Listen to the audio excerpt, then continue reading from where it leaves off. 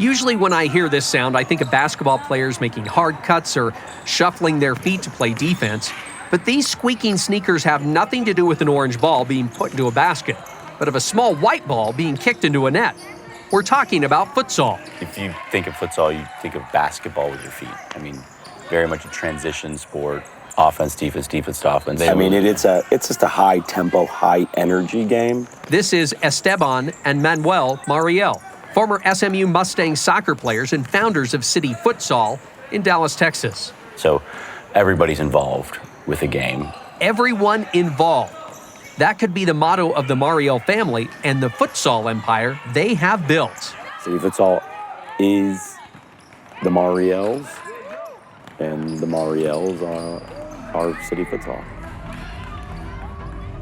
This is BYU Radio's Big Stories, telling amazing and inspiring tales from the Big 12 and beyond. I'm your host, Cleon Wall.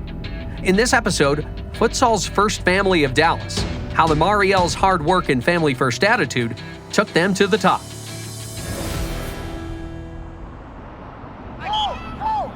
In the midst of the bustling metropolis of Dallas and not far from the Interstate 30 and I-35 interchange sits a refuge. Of course, this refuge is bustling too. The City Futsal Sports Park is hosting a tournament on this summer day. The fields are packed, right? The tournament has been a total success. We have 55 teams playing. But Manuel and Esteban Mariel, two of the park's owners, aren't gawking at the competitors vying for futsal glory. They're out glad-handing the futsal fanatics and their families.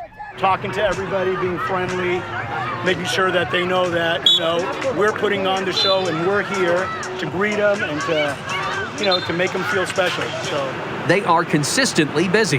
Guys, I need to go and yeah, he's got to go. We know. We're glorified janitors. We're hosts, right? I mean, a host is someone that makes sure that whoever's stepping into their space, that they're enjoying themselves, right? That the space is clean, that it's safe, right? And that we're doing anything and everything to be able to make sure that you're having the best time possible, right? The twin brothers aren't the only Mariels busy on this tournament day. My name is Felipe Mariel. And I'm Ximena Mariel. I'm Federico Mariel, a business owner together with my family, with my kids. It's been kind of like the continuation of our life journey together. The Mariels' life journey has led to many tournament days just like this one. But it all began outside of the Lone Star State. In reality, it began outside of the United States. Federico, also known as Fedi, was born in Argentina. My dad was an engineer, and his aspiration was to come to the States, build a career in a corporation that he would be sent back to Argentina, and that's exactly what he did. I came from a very privileged background.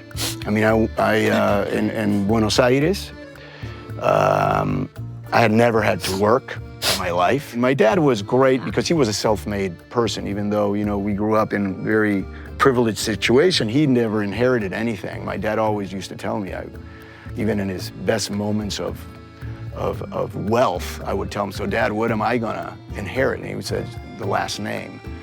And that's how it was. I think my dad at first was, I think he kind of took it hard from his father. We always said he lived the Great Gatsby life. They traveled, had big houses, had big parties, had the best of the best of the best of everything. And it looked like Fedi would continue that tradition of living the high life. He just needed to find the right career. So he decided to go to law school. I didn't know what else to do. And again, I was part of a society that expected you to be this, or a lawyer, a doctor, an engineer, or something like that, right? And, the first couple of years were interesting because there was Roman law, it was philosophy of law and all that. But when it came to studying the laws of Argentina, Fede found it dense and boring. He planned to drop out of law school and move to Spain with his cousin. His father believed that was a bad idea, but he wasn't opposed to helping his son. He told me, "Look, wherever you want to go, I'll give you a one-way ticket, and just if you want to be an adventurous guy, just do it. But, I'm not bankrolling any of it." A friend convinced him to skip out on Spain and move to America. He tantalized Fede with big dreams and big D. He said, well, Dallas is booming, I can get you a job. And I was like, well, you know what if I go to Dallas, I make some money, and then from there I go to Spain. That was my idea.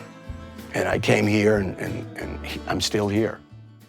Why would a guy who had dreams of living a bohemian life in Spain stick around Dallas?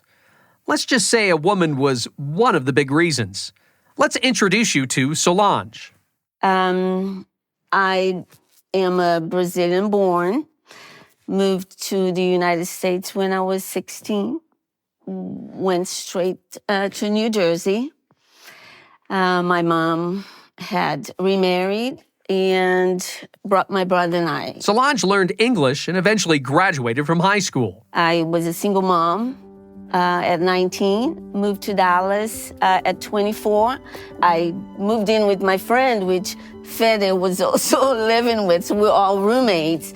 And my son, Lucas, gravitated Federico right away. And when I first met him, literally in my mind, I said, it's him. And this guy was just, just the best guy ever, and opened his arms to my son, and we started our friendship and our relationship. Solange has an aura about her, right? I mean, it's difficult to describe.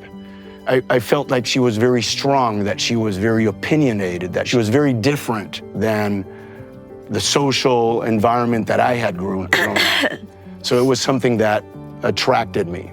Fede and Solange eventually married and started having kids of their own. Oh, and that job Fede's friend promised him didn't really pan out. So he had to find a real job that would support a growing family. At first, it was very tough. It was very tough. And, I did things that I never thought I'd do, painting, carpentry. Yeah. He learned how to put floors, how to do bathrooms, how to, do yard work, how to do plumbing. He worked in many different gigs in order to support his family. Fede also tried out clothing design. Because before I left Argentina, I kind of like on this bohemian, aspiration, I had started making drawstring pants over there. He would cut them, and I would sew the pieces and go sell it. And selling it to local boutiques, like my dad told me at one point, he says, son, look, you don't have any capital. I mean, what are you doing? Why don't you sell someone else's clothes? You have the personality. He found out there was a school at the now defunct Apparel Mart, which was a trading center for all sorts of clothes. It took him 18 months to receive his certificate. Which got me into the Apparel Mart. I started working markets. It was revealed to me that I was a good salesperson, that I could sell, not trying to sell anything, but just in being myself. And I started working with the showroom there for a little bit. In my just good old entrepreneurial nature, I just said, you know what, I can do this all by myself. And I opened my own sales agency.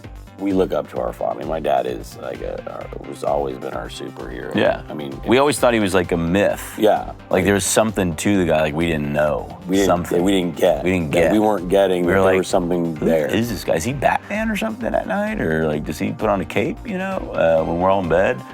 This sales/wardrobe superhero decided to involve his family in his heroics. What we remember the most growing up was we were always at his showroom as often as possible. I remember the first sales job with the twins, whereas we had this line called Nick and Nora, which was a PJ line out of New York, just printed PJs and stuff like that, and they would put them on and walk around the halls of the market. He'd put us in front and we'd learn the line. He'd say, here's the line and this is how you sell it. And we don't really see it as sales. It's just like that was Dad, right? And that's how he moved his hands and his arms, and he was, charismatic, and he'd open his eyes up real wide and do certain things. And so we would just mimic Fede. And we would call him Fede because everybody in the fashion world was like, it's Fede. It wasn't Dad, it was Fede. Yeah, I was selling as well. This is Fede's daughter and the twins' only sister, Ximena. I always could count on my dad to also give me a job, But yeah, it's always been just, family. He's always brought us in. He's always shown us, he's shown us how to work. Fede also showed them how to play. He's an old sportsman himself. I was a rugby player in Argentina, and the whole thing about rugby is about touring. My last year in high school, I organized a trip to New Zealand with my rugby team. I was the captain of my team, and we became the first Argentinian team to ever tour New Zealand in 1978. Fede's experience would prove to be foundational to the Twins. Coming up next, a soccer trip to South America paves the way to building the Mariel's futsal company. This is Big Stories.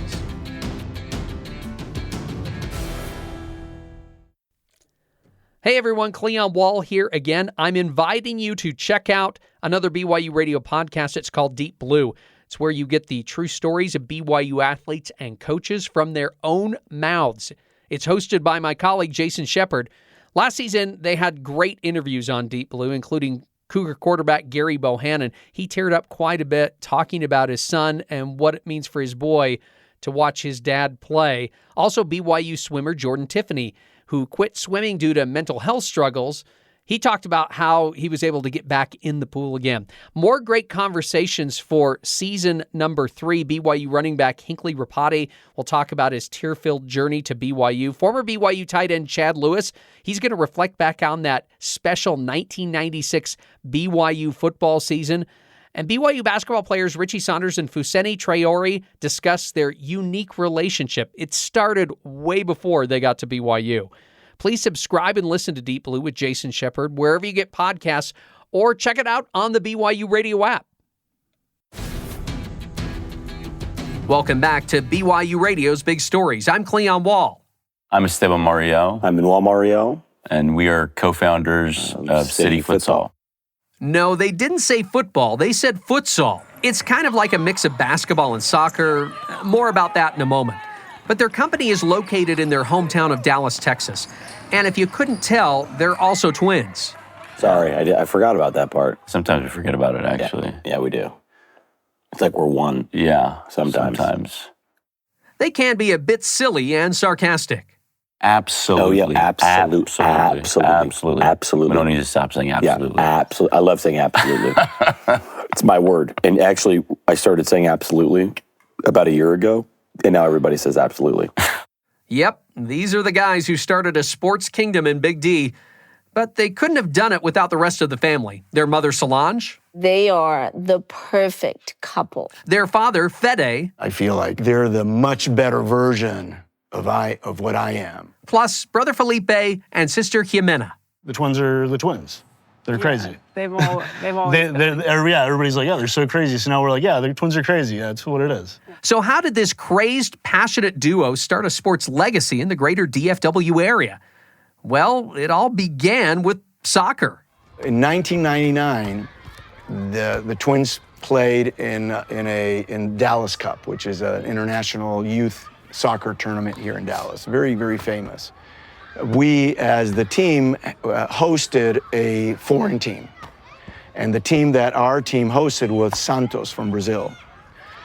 So I got to know the coach and the director of the team very well, and became very friendly with them. And that summer, they offered for the twins to go to Brazil and spend the summer and train. Brazil is Solange's home country. So we looked at each other and said, hey, what a great opportunity to everybody go. I'll have to stay behind because I have to work. And so they went and they stayed, ended up staying 6 months. And obviously when the twins came back, they were just different soccer players, right? It was like, wow, what were you guys doing? And, they were doing futsal. So how did futsal make the twins better soccer players? And what is futsal? If you think of futsal, you think of basketball with your feet. We've already heard that definition from Esteban. It was originally called fútbol sala, which is hall ball. We need more details, like a history lesson. Now, that might be too boring. How about one of those old-timey movie newsreels? Dateline 1930, Montevideo, Uruguay. Juan Carlos Seriani has done it. The local school teacher has created a version of indoor football at the YMCA.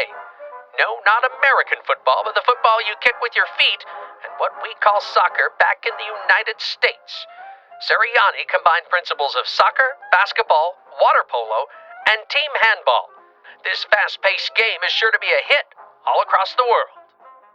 It was a hit in South America, as YMCAs throughout the continent spread the game. Brazil was really the country that took the sport as a development sport, as a sport within that they could use within their youth. And obviously because Brazil doesn't have all this land just to be able to, put these 11-a-side soccer fields on. So it was more about creating these small-sided, spaces that community cities kids could play in, and was adopted. It may seem like a niche sport, but it's a pretty big deal worldwide. It is recognized by FIFA. But as Esteban explains, it's not just indoor soccer.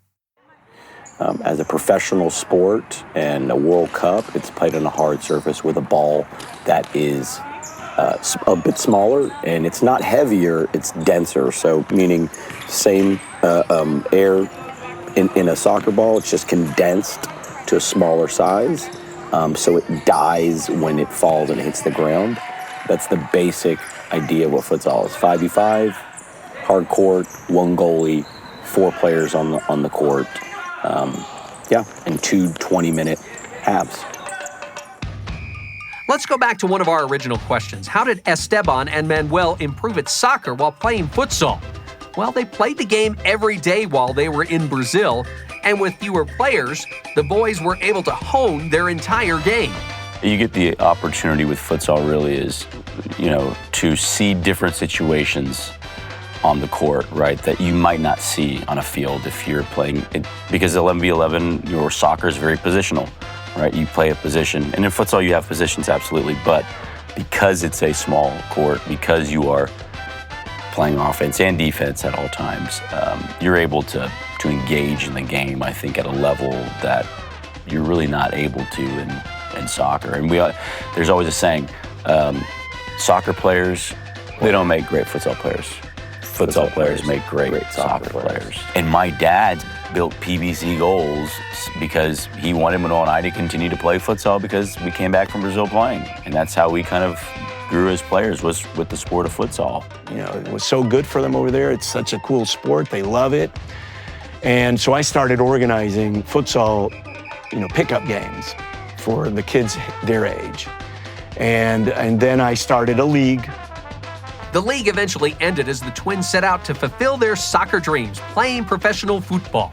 Esteban and Manuel played in Brazil for a year after high school, and then decided to go the college route.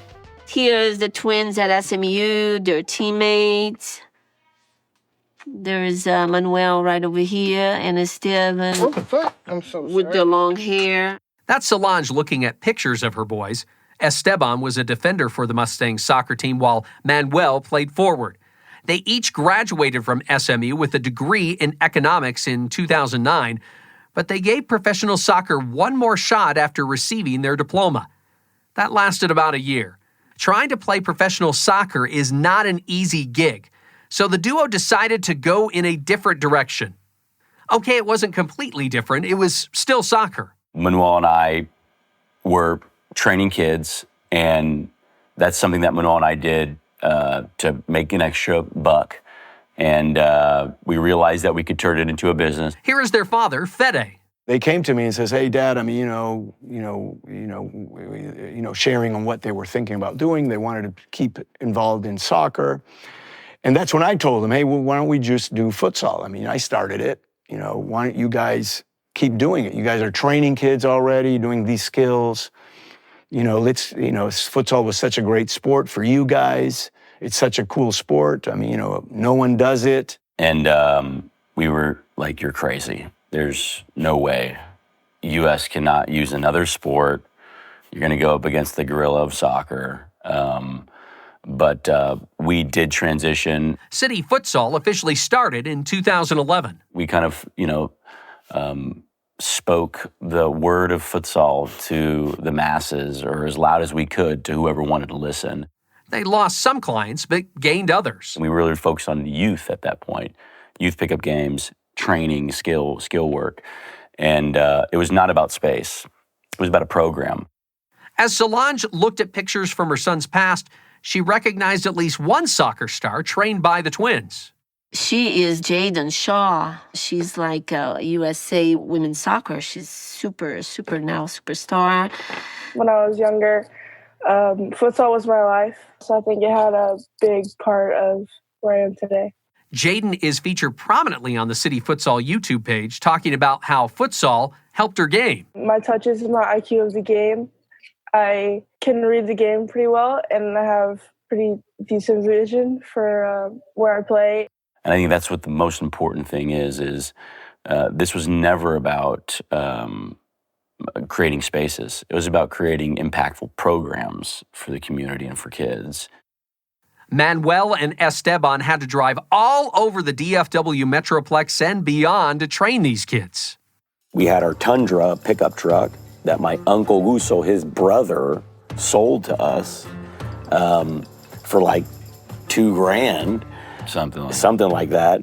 We would throw these goals in the back of our pickup trucks, and we would, go all around DFW to every single rec center, every gym, every park that would give us space for that time. So we went through all of this. Put up the goals, tape the lines on the court. There are no futsal lines out there. Dude, that was... So you talk about 2010. We're talking about an hour session. 2011, yeah. You go do an hour session, guys. Today, you show up 30 minutes before, you get ready, boom, you're done. No, we were there 2 hours before. Set up the goals. Put the lines on. Tape the court, and then another hour or so after, having to take everything down, untape, because we couldn't keep any tape on the courts. They wouldn't allow us. They wouldn't allow us. So we would have to do that. And so you talk about an expense. You talk about time.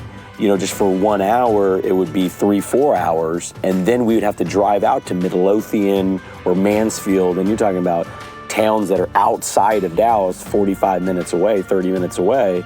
So, we go out for $150, me and him, and 5 hours later, in a whole tank of gas, we would be down about 200. Yeah, I know, exactly. It's not like we're making any money. I completely cold turkey dropped the fashion thing and got into this. And obviously we struggled like crazy. Everybody lived here because, we could not afford to pay us anything. The company eventually started to grow with a big helping hand from brother Felipe. Felipe, he's like the secret sauce. Before we started City Futsal, I always did my own thing. As soon as it was like talked about, to do City Futsal, and the twins kind of came with this idea, I pretty much just dropped everything, right? And was like, yeah, let's do something with my family, right? When he came in, he gave us a voice. He gave us a brand that we could stand on and be proud of and then build off of. We've got a pickup, and then a skill session, and then a little scrimmage. Ready, play. And Felipe was there videotaping, cutting, editing. Pushing that content. And then pushing it out on YouTube and Facebook when nobody was doing this at that time. Let's go. Shuffle. That's 1. Come on, I'm going slow. Shuffle. It's 2. And Shuffle, then building out the website, and then building out every little, just everything. No, without Felipe, I don't think you have City Futsal. Felipe is officially in charge of marketing and promotions for City Futsal. Their sister Ximena also joined in on the fun. With City Futsal, I take care of all of our back-end coordination, scheduling, administration of our leagues, tournaments, and all the programs we run. She's a force to be reckoned with. She's the GOAT. Solange worked at City Futsal, but she got fired. Okay, firing is a strong word. She cared for Ximena's kids while also attempting to work at the company.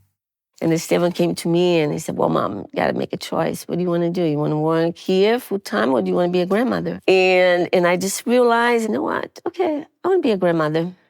So I chose to be a grandmother. Space was the final frontier for City Futsal and the Mariel mob. There's not a space for this out there.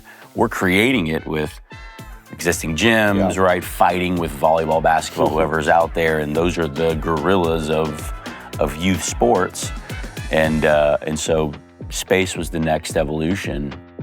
They finally found a permanent home near the Dallas Farmers Market. An old city parking lot was turned into City Futsal Sports Park. And what a park it is. It has 2 outdoor turf soccer fields that double as futsal fields. And those who want to play the traditional game can shoot and score on a hard surface that has a covering in case of bad weather. They also have a concession stand and picnic tables where people can take a break and have a snack. We realized that was the most important thing, was how do people feel when they're driving up, when they walk up, when they get in here, when they're playing on the surface, when they're watching from outside, when they leave, right? It's really cool to hear people say, oh my gosh, this is amazing. Like, I don't even feel like I'm in downtown Dallas, or wow, what is this? What is this place? The atmosphere is always, upbeat, especially when you really get into the games and you start kind of seeing who's matching up against each other. That's, and the crowd starts getting into the game too, right? Yeah, no, it's always exciting. Well, especially if it's their first time coming in and coming into this space, there's always like a little bit of like a shock and awe, they're like, oh, wow, I didn't know it would be like this, So I think it's just the whole atmosphere of the space and all the movement, and that paired with the game being like this fast-paced game. I mean, it makes it fun for the spectators, right? It makes it fun for everybody who's involved in it. Futsal in Dallas will always be associated with the family Mariel. All the siblings have tattooed the name on us. So the name is important to us in the sense that it's our experiences. Totally. It's our parents. It's who they've made us to be. As twins Manuel and Esteban reflect back on how they got here, they can't help but think of what their grandfather told their father. Fede's only inheritance would be his last name. We're like, all right, well, we want to do the same to our kids, but we also want to leave something for them as well, right? And I think, all of that kind of culminated to what we're doing today, which was, building a legacy, building something that we can pass on to our kid. It seems incredible at times, right? That we were able to build a business that will endure. I mean, it's for the community, it's forever. We've always been a very united family. We've always been together and we've stayed together. City Futsal is a home away from home. It is an oasis. It is a dream. But obviously, it's only space unless you fill it with love, joy, fun, and family. And it's only there, and it's only possible because of our family. Futsal's First Family of Dallas was produced and written by Whitney Sheffield and Cleon Wall. Music and post-production by Kevin West. Make sure you watch BYUTV's Big Stories by logging on to BYUSN.com. Big Stories is a production of BYU Radio.